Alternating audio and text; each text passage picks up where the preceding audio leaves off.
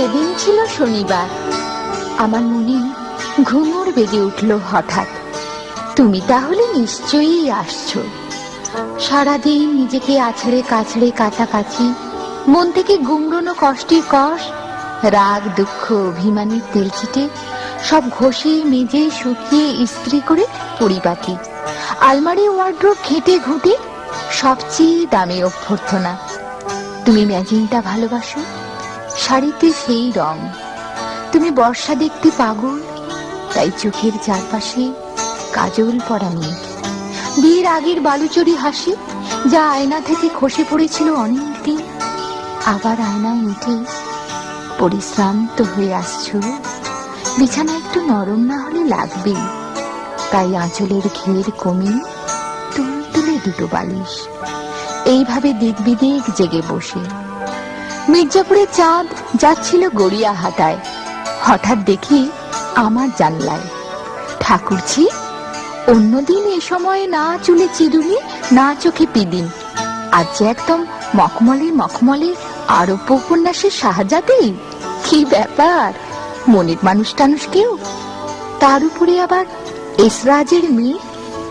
আমি তো শুনে হেসে কুটি কুটি, তুই মুখ পুড়ে আবার এসরাজ পেলি কোত্থেকে? ওমা, ওই তো বাচ্চে তোমারই রোমকূপের রন্ধ্রে রন্ধ্রে, ছায়া বিথিকায় কুড়িতে পড়ালি। গভীর এবং স্তব্ধ সমুদ্রের মাঝরাতে অনেকবার এই এসরাজ শুনেছি আমি। অন্ধকার তার সমস্ত ব্যথা নিয়ে জলের উপর উপর, আর লাখো লাখো জলপরি তাদের গায়ের আসে মুক্ত স্ফুলিঙ্গ। অন্ধকার যাতে সমুদ্রকে কাছে পায়, তাদের চুম্বনে আলিঙ্গনে কোথাও যেন থেকে না যায় দীর্ঘশ্বাসের ফাঁক। সেইভাবেই তারা, অর্থাৎ জলপরীরা সাজিয়ে চলেছে ফুলশয্যার খাট। ভালোবাসা কতটা বর্ষা বাদলে ভিজলে এসরাজের কান্না হয়, সে আবার তোর কাছে শিখবো নাকি? মুখে মিহি জর্দা চিবোতে চিবোতে চাঁদ চলে গেল দক্ষিণের পথে। তার মুচকি হাসির ওড়নাটাকে আমার মাথায় ঘোমটার মতো পরিয়ে। জানি ভাঁজ পড়েছে তোমার ভুরুতে, ভাবছো তোমাকে কাছে টানার গরজে এসব যেন এলেবেলে বানানো কথার হাতছানি। আবার ভুল বুঝছো আমাকে। আমি যখন নিজেকে গড়ি, তখন একই সঙ্গে গড়া হতে থাকে তোমারও প্রতিমা। কি দিয়ে গড়ো তুমি আমাকে? অক্ষরে, ছন্দে, উপমায়, অলঙ্কারে, সাদা কাগজে, কালো কালের আঁচড়ে। কিন্তু তোমার মতো অমরত্বের তৃষ্ণায় আমি কাতর নই শুভঙ্কর। আমি শুধু তোমাকেই চাই। তুমি যেমন ঠিক তেমনই। তুমি বলবে আমি যে বড় ভাঙা জোড়া নন্দিনী, আমি অসমাপ্ত পাণ্ডুলিপির মতো কাটা ছেঁড়ায় জীর্ণ। হোক সেই তুমি আমার স্বপ্ন। তোমাকে ঈর্ষা করতে ইচ্ছে করে নন্দিনী, কেননা এখনো কত সরল রয়ে গেছে তুমি। এখনো স্বপ্ন শব্দটাকে উচ্চারণ করতে পারো কত মমতা দিয়ে, যেন সত্যি ওর অর্থ আছে কোনো, যেন মন্ত্রের মতো ক্ষমতাবান। অথচ নিজের খাঁ খাঁ মাঠের দৈন্যে যখন আমি দীর্ণ, আমার রক্ত স্পন্দনের ভিতরে তুমি নাচিয়ে দিয়েছিলে এই শব্দ। মনে আছে, শব্দটার সঙ্গে আমারও তখন সত্য পরিচয়। তখন ভাবতাম চিচিং ফাঁকের মতো এও এক ঐন্দ্রজালিক শব্দ, একের পর এক খুলে দেবে পাথরের দরজা। অনায়াস যাতায়াতের পথে কোথাও উঁচিয়ে নেই বর্ষা বল্লমের সন্দেহ প্রবণতা। ভিমরুল অন্ধকারে একবার উচ্চারণ করতে পারলেই উজাড় করে দেবে মণিমুক্তর ভোর। এখন স্বপ্নের কথা উঠলে আমার নাড়ির ভিতরে ঘুলিয়ে ওঠে ঘৃণা। যে মানুষ একবার কোনো একটা স্বপ্নকে দেখিয়ে দিয়েছে অন্দর মহলের শ্বেত পাথর সিঁড়ির ধাপ, তার কপালে তখনই পড়ল উদ্ধারহীন যন্ত্রণার রক্তটিপ। সে আর কোনো দিন নিজের ছন্ন ছাড়া চুলকে বাঁধতে পারবে না শাসনে, এমনকি চিরুনিটা যদি হয় সোনা দিয়ে বাঁধানো। স্বপ্ন যে এত বেঈমান, সে যে অশ্বমেধের ঘোড়ার মতো কেবলই এক যুদ্ধ থেকে আর এক যুদ্ধের মারাত্মক রঙ্গমঞ্চে আগে জানলে ওর ছায়ার 48 হাত দূর দিয়ে ওর লাইসেন্স, পাসপোর্ট, আইডেন্টিটি কার্ড সব কেড়ে ছিঁড়ে। তুমি কার গলায় কথা বলছো শুভঙ্কর? তোমার কি সন্দেহ হচ্ছে কোন অপদেবতার? আগে কখনো তোমার গলায় শুনিনি এমন নদীর পাড় ভাঙার শব্দ। কিন্তু একটু মন দিয়ে শুনলে বুঝতে, ওটা কোনো ভাঙাভাঙির শব্দ নয়, ঝিল্লি রব। মানুষকে মেরেছে তার ইচ্ছে, একটা কিছু হয়ে ওঠার অখণ্ড ঝিল্লি রব। সাধু ভাষায় যাকে বলি আকাঙ্ক্ষা, ইংরেজিতে desire, desire of the moth for the star. সেই ডিজায়ার, কিংবা রবীন্দ্রনাথের পদ পদ চাহিল হতে বৈশাখীর নিরুদ্দেশ মেঘ, সেই আকাঙ্ক্ষা। একটা কিছু হয়ে ওঠার ইচ্ছে মানে তুমি নবকুমার, 10 আঙুলের তোলপাড় উৎসাহে তোমাকে তুলে নিতে হবে নিজেকে দীর্ণ করার কুঠার। আর তোমার কৌতূহল, জানার ইচ্ছে তোমাকে ক্রমশ হাঁটিয়ে নিয়ে যাবে বধ্যভূমির দিকে। তুমি একা, যে বজ্রার সমবেত উল্লাস তোমাকে পৌঁছে দিয়েছিল উপকূলে নিরুদ্দেশ। তুমি একা, ফাউস্ট যেভাবে একা, একা এবং উলঙ্গ।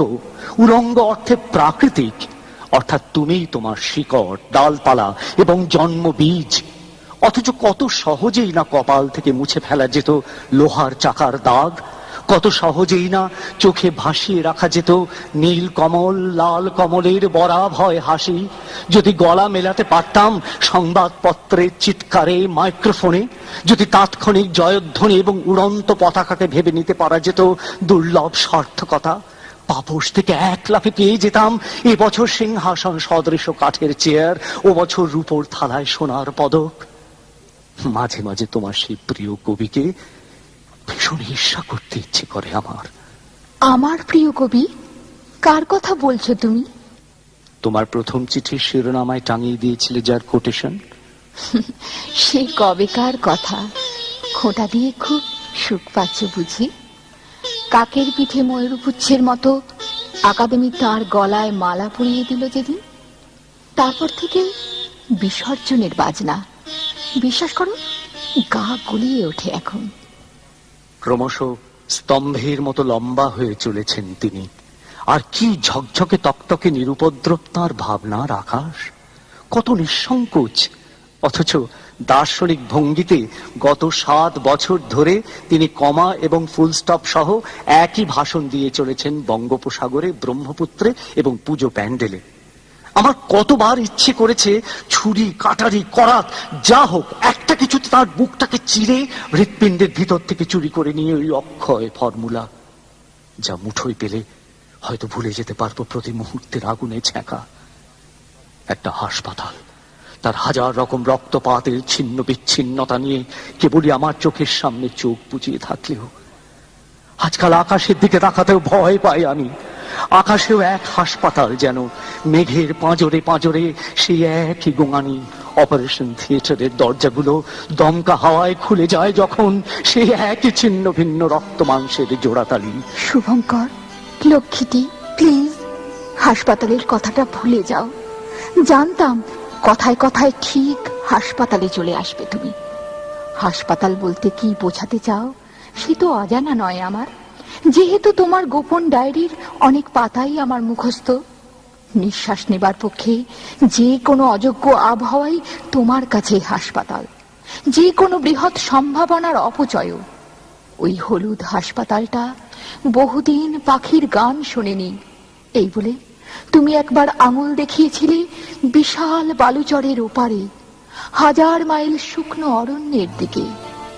আরেকবার এক নষ্ট এরোড্রোমের ধ্বংসাবশেষের দিকে তাকিয়ে বলেছিলে, জানো নন্দিনী, একটা যুদ্ধ জয়ের জন্য দরকার কতগুলো মৃতদেহ। সেই অঙ্ক কষার জন্য তড়ি ঘড়ি বানানো হয়েছিল এই হাসপাতালটা। কাল সারা রাত কি স্বপ্ন দেখেছি শুনবে? পড়ছিলাম বালজাক। তুমি তো জানো কিভাবে লিখতেন তিনি, প্রুফের উপর প্রুফ কেটে ছিঁড়ে আগের সমস্ত অক্ষরকে যেন আগাছা এইভাবে উপড়ে আবার নতুন করে বীজ বুনে ফসল ফলানো। ভয়ঙ্কর কোন যুদ্ধক্ষেত্রের মতো তার বিকট চেহারা। সারা রাত স্বপ্নে সেই সব মৃত অক্ষরের বিলাপ, সেই সব শব্দ এবং বাক্য যাদের ধর থেকে মাথাটা পড়েছে কাটা, কিংবা কোমর থেকে পা, অথবা মুখ থেকে চোখ, তাদের সমবেত এবং প্রত্যেকের স্বতন্ত্র আর্তনাদে গোটা স্বপ্নটা ভূমণ্ডল জোড়া এক হাসপাতাল যেন। আর সেই সব আহত নিহত শব্দমালা শিয়রে শিয়রে উদ্ভ্রান্তের মতো হেঁটে চলেছেন বালজাক নির্মাণ এবং সৃষ্টির মাঝখানে। সে যে কি দুর্বিষহ সংগ্রাম! শুভঙ্কর, লক্ষ্মীটি, প্লিজ হাসপাতালের কথাটা ভুলে যাও। হাসপাতালের কথায় তোমার নাড়ির ভিতরে তোবড়ানো ইঞ্জিনের ধক ধক, তোমার মুখের আদল ভেঙে 18 টুকরো, তোমার কণ্ঠনালীতে নিঃশব্দ চিৎকারের ওঠানামা। শুভঙ্কর, প্লিজ নিজেকে এভাবে অসুস্থ করো না। হাসপাতালের আমি ভুলে থাকতে চাই বলেই কিনা জানি না, যত বিকট সংবাদ ইতিহাস কি বদলা নিতে চায় আমার উপর, যত বিকট সংবাদ ঠিক আমার চোখেই। পুরনো লেখার খোঁজে উল্টাচ্ছিলাম দেশের পাতা, হঠাৎ শত্রুকে বাগে পেয়ে আততায়ী সশস্ত্র আক্রমণের মতো এই সংবাদ। শোনো, যুক্তরাষ্ট্রের ব্রুকলিন স্টেট হাসপাতালে একদিন এক রোগী এলো গোড়ালি ফুলে যন্ত্রণা নিয়ে। দৈহিক পরীক্ষা সমাপ্ত করতে করতেই চিকিৎসকেরা তার পাকস্থলী থেকে বের করে 26টা চাবি, 3 সেট জপের মালা, 16টি ধর্ম সম্পর্কীয় মেডেল, একটি ব্রেসলেট, 3টি ধাতব শিকল, একটি বিয়ারের বোতল খোলা চাবি, একটা ছুরির ফলা, 39টা নখ কাটা উখো, 4টি নেইল কাটার, 48টা নানা ধরনের মুদ্রা। বিশ্বাস না হয় দেখে নিতে পারো 1961-এর 29 জুলাই সংখ্যাটা। পড়া মাত্রই ভয়ের থাবা একদম টুঁটির উপর। নিজের অজ্ঞাত সারে কি জমে উঠেছে আমার পাকস্থলী কিংবা হৃৎপিণ্ডে। কিচ্ছু না, কিচ্ছু না শুভঙ্কর, ভয় পাওয়ার মতো কিচ্ছু জমেনি কোনোখানে। একটু চুপ করে বসো তো, আমি গান গাই, শোনো। কি গাইবো বলো? আমার সকল দুঃখের প্রদীপ জেলে দিবস গেলে করব নিবেদন গাইবো? বেশ, গান ভালো না লাগে তো কবিতা শোনো। তোমাকে দেব বলেই পরশু কিনেছি লোরকার কবিতা, Heaven murdered one among ships turning serpent. না, এটা নয়, এতে বড্ড মৃত্যুর গন্ধ। এটা শোনো, Under the multiplications is a drop of dark's blood. Beneath the divisions, the sailor's blood drop. আবার সেই রক্তের ছড়াছড়ি, রক্ত আর মৃত্যু আর সাপের খোলস। পৃথিবী থেকে প্রেমের কবিতা কি মুছে গেল নাকি? গোলাপ, গোলাপ কি আর আলোকিত ঝর্ণা নয় কোন কবির চোখেই? একবার ছাপানো বইয়ের পাতা থেকে আমার ভিতরে ঢুকে পড়েছিল সহমরণের দৃশ্য, জ্বলন্ত চিতার আগুন এবং ধোঁয়া সহ। তোমার মনে পড়ে শুভঙ্কর, গঙ্গার ধারে সেই ডাকাতি হওয়ার রাত, তোমার হাত আমার বুকের বোতামে, আমার গালে তোমার ড্রাগনের নিঃশ্বাস। সমস্ত নয়, অন্তত কিছু মানুষের মুক্তির কথা ভেবে একবার এক কনসেন্ট্রেশন ক্যাম্পে স্তূপীকৃত কাঁটাতার গোপনে আশ্রয় নিয়েছিল আমার বুকে। ওসব বাজে কথা রাখো। শোনো, মনে পড়ছে রাজগীরের সেই দীপাবলির রাত? একাই ফিরছি, তোমার ঠোঁটের অঝোর বৃষ্টিতে শ্রাবণে ভিজে ভাসতে ভাসতে। ভিয়েতনামের ভাঙা দেওয়ালে গুলিবিদ্ধ হয়েও জ্বলতে থাকা ভাঙা হ্যারিকেন, উড়ে চলা আণবিক মেঘের কিছু পুঞ্জ পুরুলিয়ার আকাশে, পিকাসোর মৃত ঘোড়ার রেশা, আর কত রকম দুঃস্বপ্নের ছেঁড়া ডানা, হৃত সর্বস্ব সময়ের নানান রকম শোক, তাপ এবং সংকল্প এবং সংগ্রাম, এদেরই সমষ্টিগত যোগফল হয়তো আমি। নিজেকে এইভাবে তলদেশ পর্যন্ত খুঁড়ে দেখতে আমার ভালো লাগে না নন্দিনী। আর এই জন্যেই হাসপাতালকে আমার এত ভয়। কেন তুমি নিজেকে এইভাবে চুরমার করছো শুভঙ্কর? এই নাও, মাথা রাখো আমার কোলে। মনে করো আমি নন্দিনী নই, রূপলি জলের কোনো দিঘি।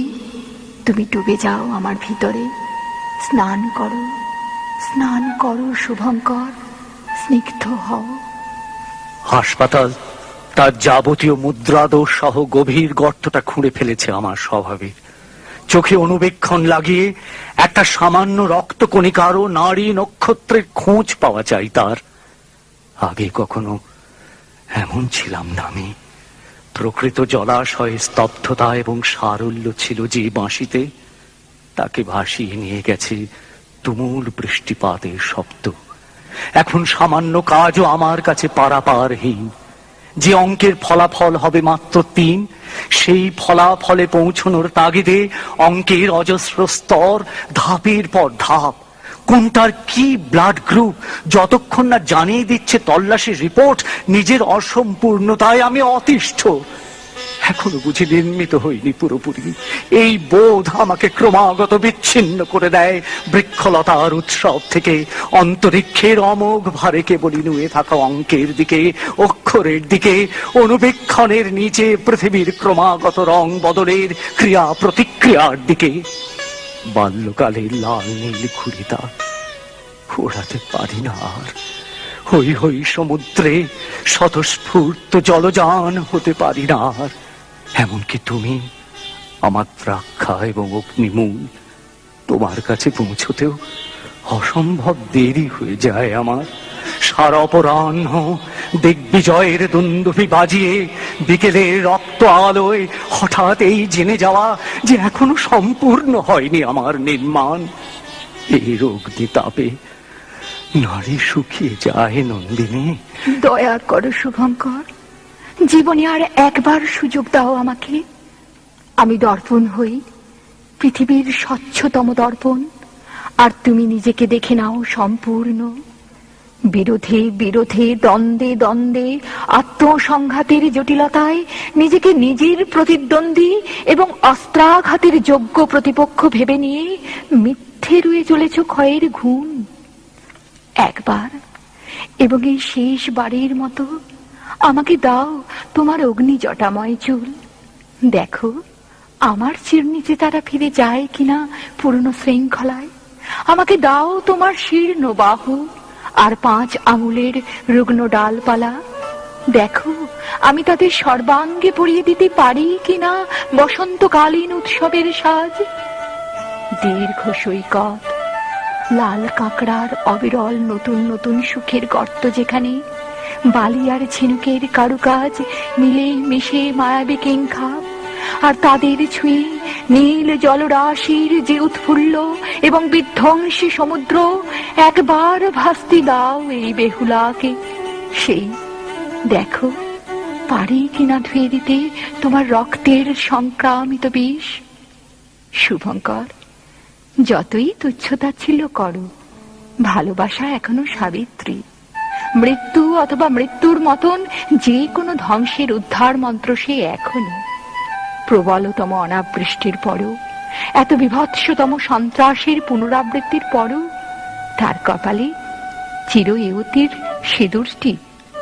ভালোবাসার কাছে ফিরে এসো শুভঙ্কর। ভালোবাসা মানে সেই আবির বর্ণ আদিত্য, পৃথিবীর স্থলভাগের মাথায় যে পরিয়ে দেয় সহস্র শিখা মুকুট, আর জলভাগের গলায় সপ্তরশ্মির 7 নুড়ি হার। ভালোবাসার অলৌকিক প্রতিভা সম্বন্ধে আমি সন্দেহহীন নন্দিনী। যে কোনো দূরভিসন্ধির গহ্বরের উপরে, সে যে কাঠের সাঁকো কিংবা লোহার ব্রিজ, এপার থেকে অন্য অগম পারে পৌঁছে দেবার সোনালী সেতু, সে তো স্মরণীয় ভাবে জানা।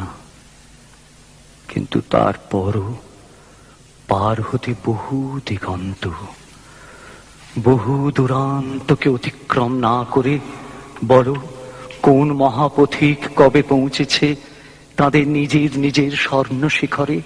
সেই স্বর্ণ শিখর যাকে রেলকে বলেছেন সুদূরের প্রান্তে শেষ বাড়ি। আরো একজনের কথা মনে পড়ছে এখুনি, আমার প্রিয় পরিচালক বার্গম্যানের কথা। তিনি বলেছিলেন সবচেয়ে মারাত্মক পথগুলি হাঁটার একমাত্র পথ।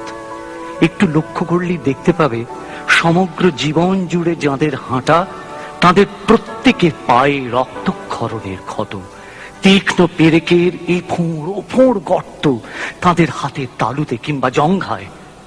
ধারাবাহিক এগিয়ে চলা, প্রতিদিনের তৃণের তারুণ্যে সজীবতার সংকল্প একবার তাঁবু ফেলেছে যার চেতনার চাতালে, তার আর শান্তি নেই।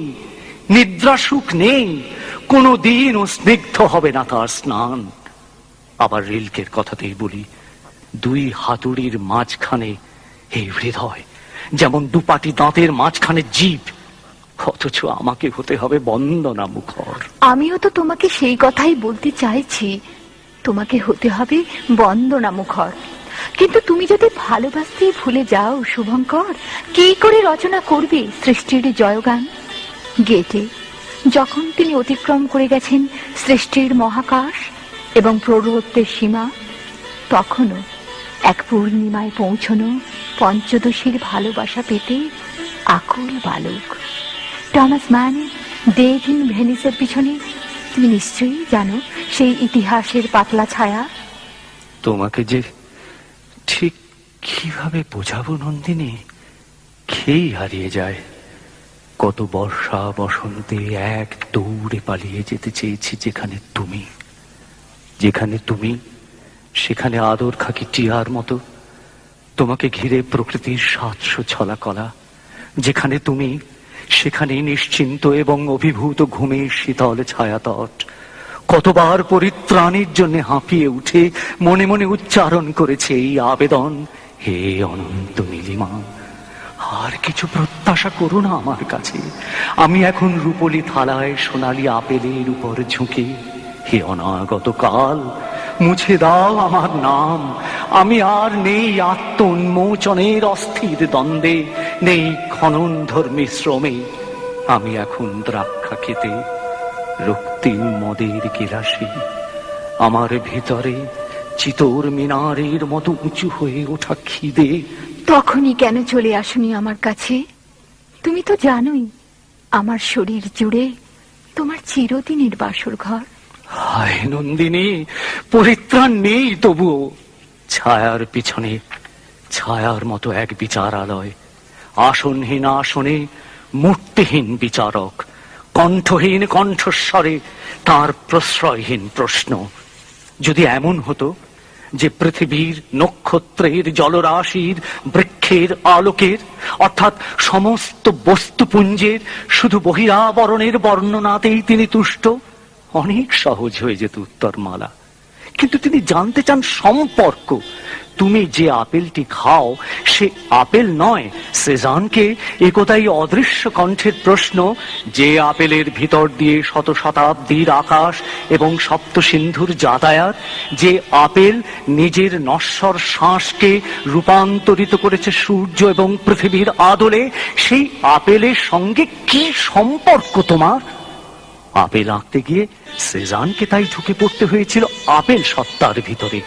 কিছু রচনা করা মানে তোমাকে একবার ঢুকতে হবে বিশ্বের সত্তায়, আর একবার অক্ষরের সত্তায়। যেহেতু অক্ষরের হেরফেরেও রক্তহীন হয়ে যায় মানুষ এবং বিশ্বের সঙ্গে তোমার সম্পর্ক। এইভাবে ক্রমাগত কঠিন হয়ে উঠছে আমার অধ্যয়ন, আত্মসংগঠন। কঠিনতর হয়ে উঠছে নিজের রচনার ভিতরে নিবু নিবু পঞ্চপ্রদীপকে স্থির শিখায় জ্বালিয়ে রাখা। আমার কাছে আরো একটু থাকো শুভঙ্কর। হাওয়ার বিরুদ্ধে এই আমি ছড়িয়ে দিচ্ছি আমার দীর্ঘ আঁচল। স্থির আলোক শিখার নিচে তুমি মগ্ন হও তোমার নির্মাণে ও সৃষ্টিতে। আমার কাগজে কলমে তোমার রোদ, আমার জানলায় তোমার আকাশময় হাতছানি, ওলট পালট হাওয়া। আমার দেওয়ালে দেওয়ালে উল্কি চিহ্নে এঁকে যায় তোমার নানা মুহূর্তের স্মৃতি। আমার অক্ষরমালার ভিতরে জেগে থাকে তোমার চোখ, যা সব সময় সুপ্রভাতের মতো উন্মোচনের আগ্রহে কম্পমান। তবু নিজের থেকে নিজে পালাই কি করে নন্দিনী? আমার শিকড় আমাকে ক্রমাগত টিনিয়ে নিয়ে চলেছে গভীরতর ভূদৃশ্যের অভ্যন্তরে। আমাকে সহস্র টুকরোয় ছিঁড়ে ফেলছে অধ্যয়ন, অভিজ্ঞতা এবং শাশ্বত সম্পর্কে বোধ। আমি আক্রান্ত নন্দিনী, এবং আমি আমার সবচেয়ে পরাক্রান্ত আক্রমণকারী।